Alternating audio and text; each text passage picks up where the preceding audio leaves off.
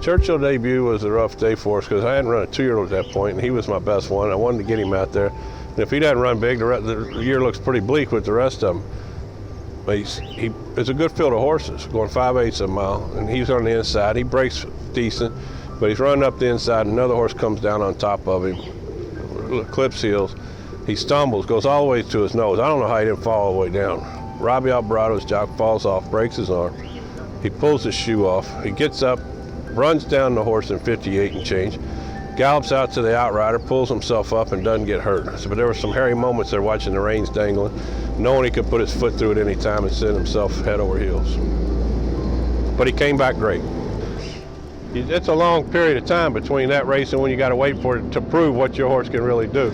He broke so sharp he went straight to the lead, and when he got to the head of the stretch, I never seen anything like it. A horse just opened up so easy and win by 19 1/4 lengths. That's about as far as I've ever had one running. I don't think there were slouches in behind him.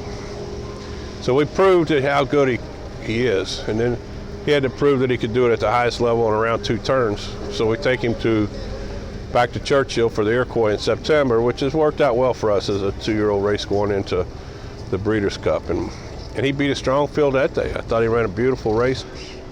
The Breeders' Cup was the worst day that I've had in racing, and I don't know, maybe ever. You know, you think going into that race, I think there's no way any of these horses can beat him. I thought everything was setting up right. Everybody was, he was training the best, I thought, of everybody out there. It might sound arrogant, but I just thought he was. And then to see him lose all chance at the gate, he stumbled so hard, went to his knees, and was literally running on his knees. The still shots show it all when you see some of the still shots. And it was amazing that he even got up and kept running. That was a long walk back to the barn, and it's been a long period from then till now. You know, we gave him 30 days off, 38 days I think it was, just to let him rest. And it was hard not to stick to the original plan. So my gut wanted me to wheel him back and show everybody how good he is, show he should be champion. But I didn't think that was the best thing for his 3-year-old year. So we stuck to our plan. We gave him 38 days.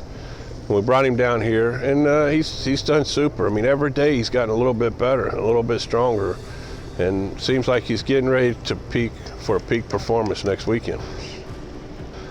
I think he's probably my best prospect.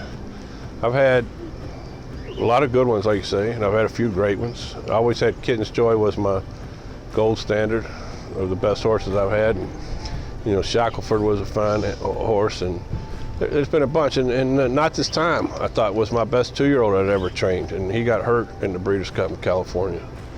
So that was another bad day of racing. But with that being said, this is probably the best horse I've started a 3-year-old year out having. I would say by far.